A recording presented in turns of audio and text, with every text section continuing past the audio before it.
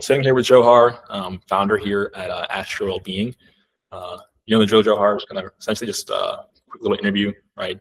Get people a little bit more background about yourself, kind of what it is that you're doing currently, how you got started, and what your goals are going forward. So I guess before we get into the nitty gritty here, as far as your role at Astra, working with Benmore, of course, give everyone a little bit of background as far as who you are, where you're from, how you got into this whole kind of the space you're in right now, just so we have a bit more context. Yeah, no problem. So my name is Johar. I'm the CEO and founder of Astra Wellbeing, and I'm from the Boston area. I went to Boston University, graduated with a degree in business and healthcare.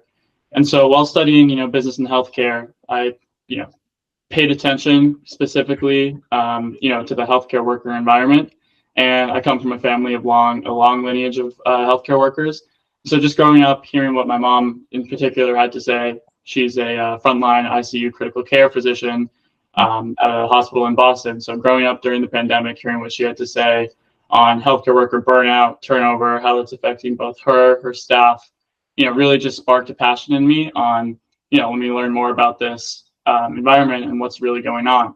And so after, interviewing hundreds of employees in frontline healthcare settings, as well as doing secondary research, I really saw this trend on healthcare worker turnover and burnout, specifically one of the biggest causes of that being the lack of positive support and recognition that these employees have. And so that's really where I said, how can I leverage my experience where I worked in product roles at big healthcare companies, along with my business technology passion to really, create something that can help that. And so that's how Astra Wellbeing was born, which is a digital wellness platform designed to kind of enhance the healthcare worker experience by providing quick access to positive support resources. Got it. Yeah, I mean, that's something that at least myself, and I think we've had this conversation before, right? You were kind of in that perfect storm as far as being in an intersection of experiencing that problem, real time with your family, of course. And obviously, the pandemic was super unprecedented times. And so there are things that, I think it exposed a lot of different things within the workforce, different industries in general that, weren't being handled correctly at the very least. And so that's something that I've seen myself as well. My parents in the healthcare space, both my parents have been nurses historically. And so kind of seeing the turnover and some of the stress that goes on in that career is definitely pretty tangible. And talk to me more so about, obviously that's a bit more about the idea, but going into the inception of Astra Wellbeing, right? Talk to me more so about kind of what that looked like. What was going through your mind at that point? What were some of the things that you were considering doing? I know yourself, you're not a software engineer, right, by any stretch of the imagination. So, how were you kind of going about translating the idea into products? I know you had that product background, but give me some more kind of background as far as what that moment in time looked like for you. Yeah, so, kind of rewinding a couple years back. So we had this idea and I had a couple co-founders. So, we wanted the first thing to do is test the idea, as any founder does, really see if we can, take a stab at the problem that we're trying to solve. And so the first thing we did was, talk to lots of healthcare employees on a basic idea that we had, put together a couple mock-ups, a couple designs, nothing, fancy. And what we saw was that there was this trend in sort of, using digital technology and mobile and kind of SMS text messages to really increase access of different wellness resources. And so that's directly what we heard from the employees we talked to. So the next big task was, okay, how do we make a basic MVP or prototype to go actually test this? And as Tim mentioned, I'm on the business product end. I don't have any software engineering experience. So that's when we met Benmore. We won a couple of innovation competitions through, different startup competitions. We had a little bit of money. And so with Benmore, they, helped us build a kind of minimum viable product, kind of put our idea into an actual working prototype. The project, took less than, a couple of months. So really cool that we were able to get something out there. And then what we did is literally just test it. We went to the Boston Medical Center, which is one of the largest critical care hospitals and safety net hospitals in New England. And we tested our platform, that prototype, in the critical care nursing division to around 400 employees. And after that, what we saw was, mixed results. We saw that the technology and the idea was really there, providing quick, accessible, support-based resources to healthcare employees in a, modern, streamlined way was, the right kind of mode. The content on our platform and the design and kind of the product, had to make some improvements. And so, once we kind of got that validation that, hey, this could, be an actual business, that's when we, really started putting the gears together, really started forming a business. And we won, with that, we won a lot more innovation competitions. We won close to $100,000 worth of startup competitions with that prototype. And that's when, we really said, hey, we can really scale this, become an actual business. And so then we went back to Benmore, since they, made our initial prototype, and we had good experience with that.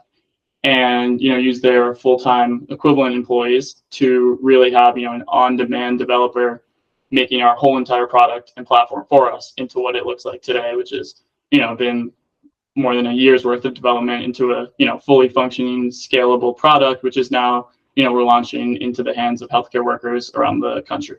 100%. And one thing that you said that stood out to me was like, during that resource kind of allocation process, during kind of the MVP development process, and even before that as well, you put a lot of emphasis and a lot of effort into actually speaking to real people who are experiencing that problem and getting their feedback. Talk to us more so, okay, this is something that we've had to, push upon, everyone that we're working with, like really, really playing that founder role and like having those conversations. Talk to us more so about, how you were able to do that. And also like, what were some of the insights through those conversations that you got that you didn't think were important, that kind of shaped the product roadmap of it as well? Yeah, so that's super important. I think, every founder should, there's a tendency to just build, but, actually going and talk to people and seeing what to build is a lot more effective. And so, after, our first initial concept was this kind of basic platform that let healthcare employees, submit messages of encouragement to each other. That was kind of it. And then when we actually went and talked to people, one insight that we found just from talking to people is that, a lot of employees want to give appreciation and recognition to each other. Some don't want it. Some want to receive it. And some want to access different sorts of wellness resources, whether it's, some initiative that their hospital has where they don't have access to it, or, they don't have easy, accessible means to use it, or some other sorts of wellness resource. And so just by talking to people and iterating and kind of constantly optimizing our platform, what we realize is that, we could be in all kind of one central platform that provides access to many different types of support-based resources, whether it's employee recognition, patient appreciation, mental health resources, integrating with existing hospital, resources. And so, what we've evolved to, we started as this peer-to-peer recognition system, is now this kind of all-encompassing one-stop shop for everything kind of wellness resource related. Got it.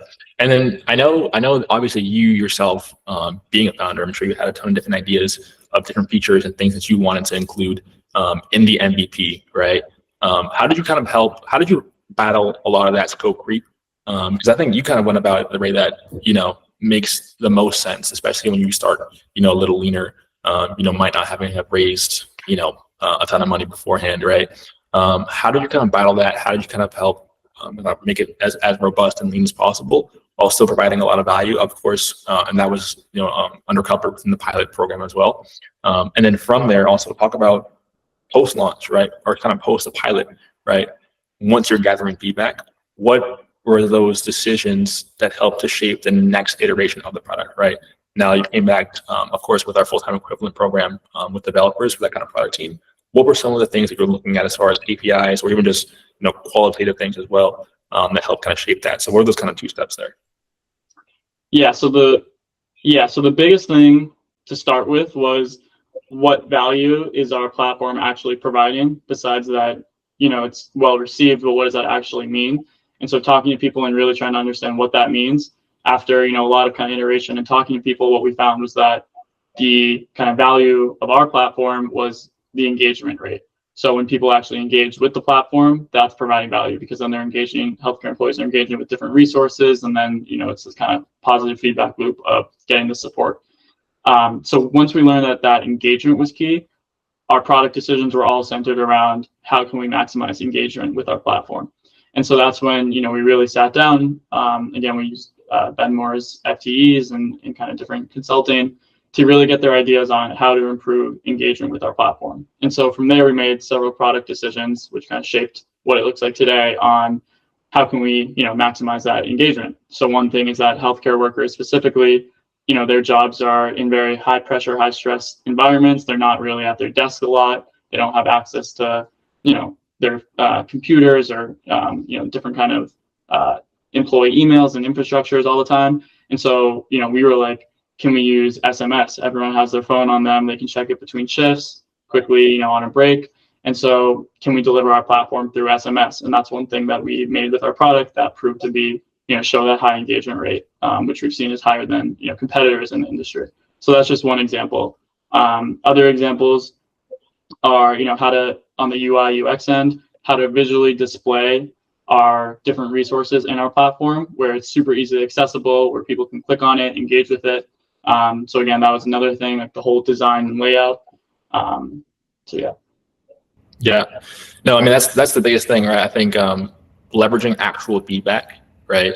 Because, especially at the beginning, there's so much that's unknown, right? And you can build anything under the sun. Like you said, as a founder, they want to build stuff, right? But kind of putting the brakes on that, leveraging real research, real feedback, and making decisions based off of that is, I think, the best way to go about it, especially kind of going 0 to 1 there and then scaling beyond that with new features and things of the sort.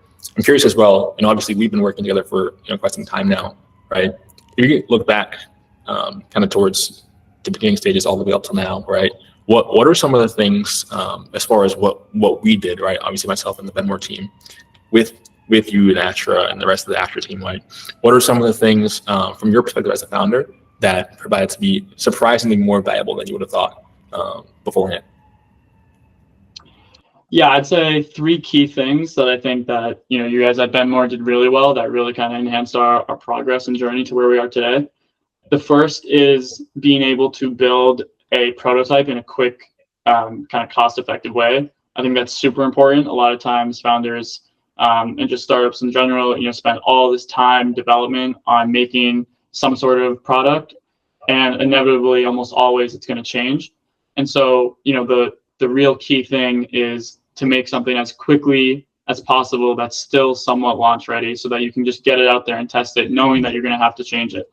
And so with Benmore, they were able to, like I said, make, a prototype for us in, less than a couple months on a relatively, lower budget. And because of that, we were able to go test that, get feedback from real customers, which in turn had several benefits. One, we learned a lot about the product and the customer and the users. 2, as a, startup, traction is, the biggest thing.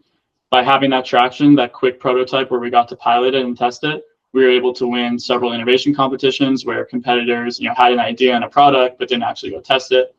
We were able to raise money from, some of the biggest hospital associations in the country, again, because we actually had evidence, so we tested it. So that's one thing, the idea to have a fast, iterable prototype.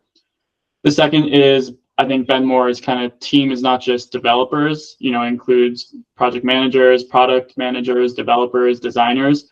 And so with that, we've used, Benmore's designers as well to work with our developers and kind of project managers to really have this whole encompassing, version once we were ready to kind of take it to the next level.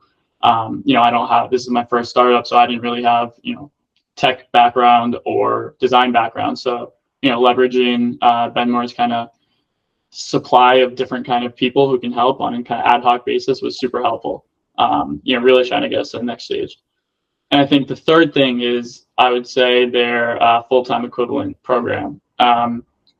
Just in the US, the cost of, a full-time developer is, way more than 6 figures, sometimes even, midway 6 figures.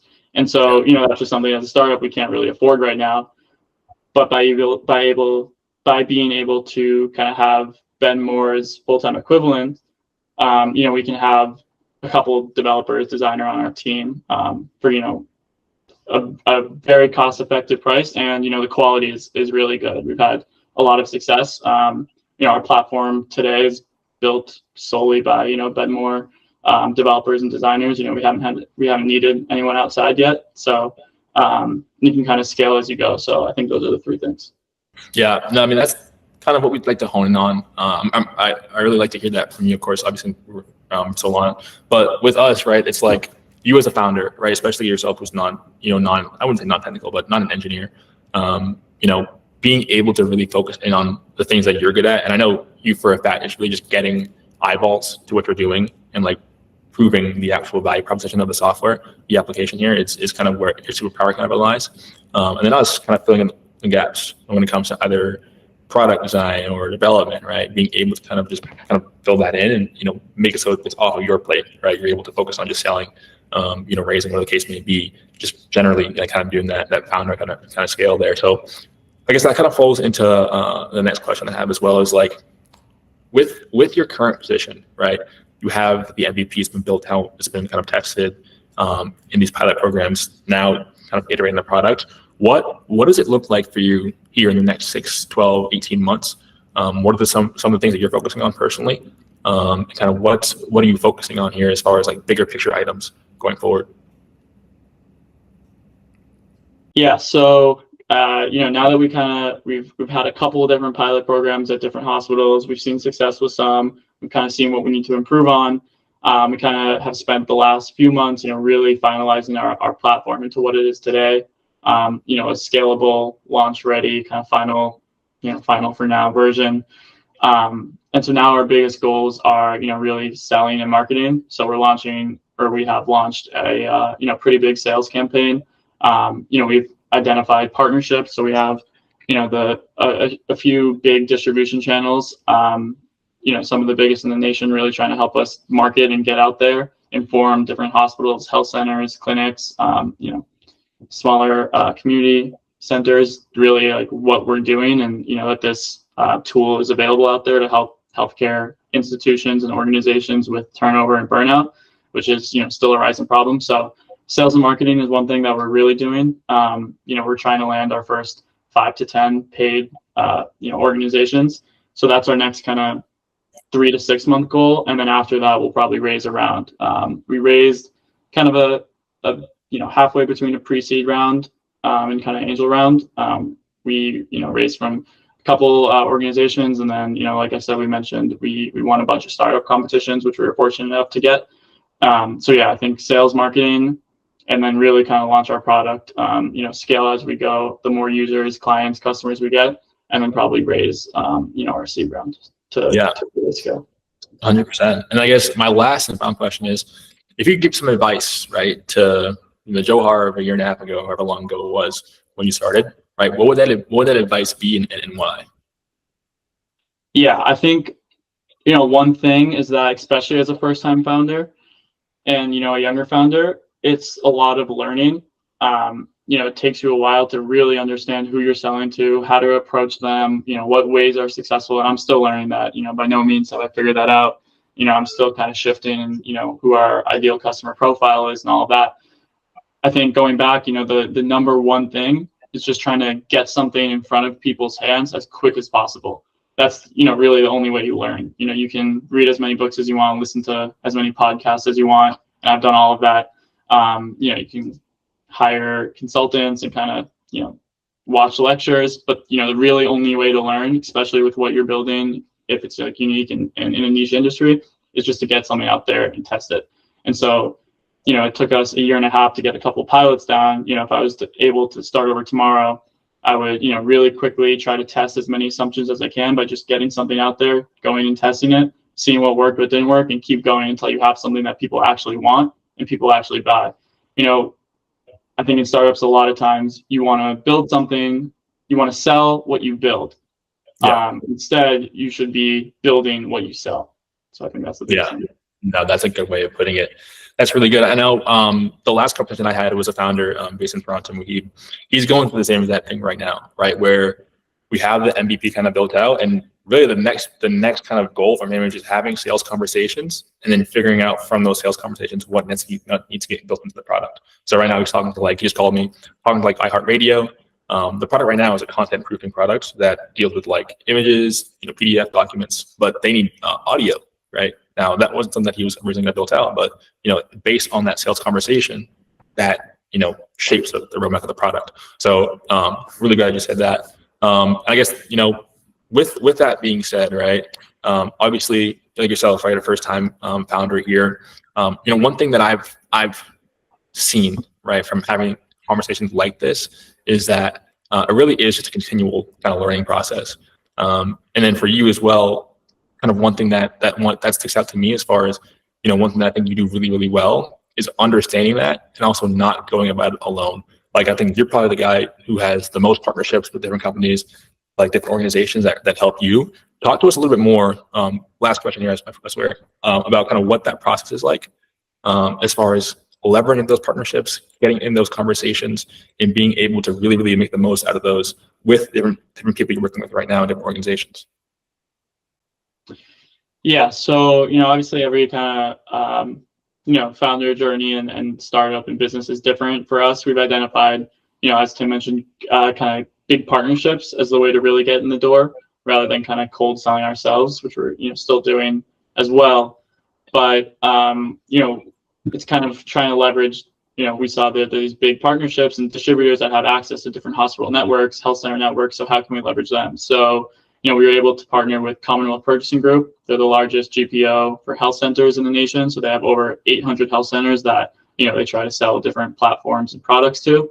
So by partnering with them, we kind of were able to kind of market our platform to over 800 health centers, which we're trying to do now. Obviously not all of them will see it or buy it or give it a chance, but we're really increasing that pool size. Same thing with in Massachusetts, almost all of the Massachusetts hospitals report to the Massachusetts Hospital Association, which acts as a kind of unified voice for the Massachusetts hospitals. So we were able to partner with them, kind of same sort of deal where they're really trying to push our platform out. And so how we got those, both of them actually was all a result of a long relationship. It's not like we submitted a pitch deck or talked to them once. This was 6 to 8 months of constantly talking to them, keeping them updated on our progress monthly, showing them platform improvements, showing them what we've been doing, testing it. And then when the time came to be like, hey, we have this, we have a couple pilots, we have potential idea of this could be successful, can you guys help us, let's figure something out to really get this out there. And so that's how we created those opportunities, and something we're looking to keep doing with other organizations.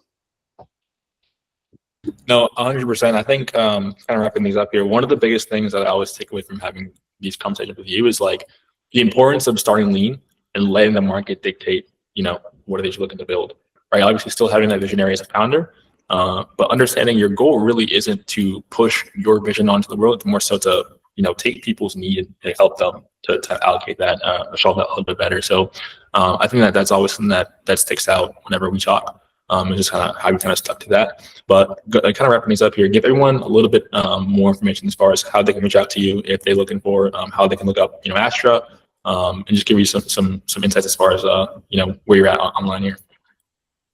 Yeah, so our website is www.astrawellbeing.com. Our LinkedIn is our LinkedIn company name, Astra Wellbeing. And our email is info@astrawellbeing.com. So love to continue the conversation if anyone has questions. Whether it's about Astra Wellbeing, connecting us to potential healthcare organizations, or any questions about Benmore. We have had, like we mentioned, a great experience with Benmore. We've been working with them for over a year and a half. I've referred different companies and clients to them already. So yeah. Awesome. Well, don't want to take too much of your time, Johar. I appreciate it. But yeah, super valuable conversation on my end. And obviously for the people that watch this, we have about an email newsletter, about 400 people who do like to watch these kind of interviews and kind of see these stories. So I'm sure I'll get some more comments about, maybe people want to get an introduction to you or the case may be. But that's kind of it for myself, right? Of course, me, founder here or co-founder here at Benmore Technologies, right? Kind of helping be the intermediary stage between, a lot of non-technical founders getting their MVP built out, and then from there growing and scaling with our full-time equivalent developer program here. So I think this has been a really valuable conversation, right? Hope you do as well. And then for everyone watching, if you have any questions for myself, reach out to me on my website, our website here at benmore.tech, or on LinkedIn, Benmore Technologies. Happy to connect and kind of create a conversation.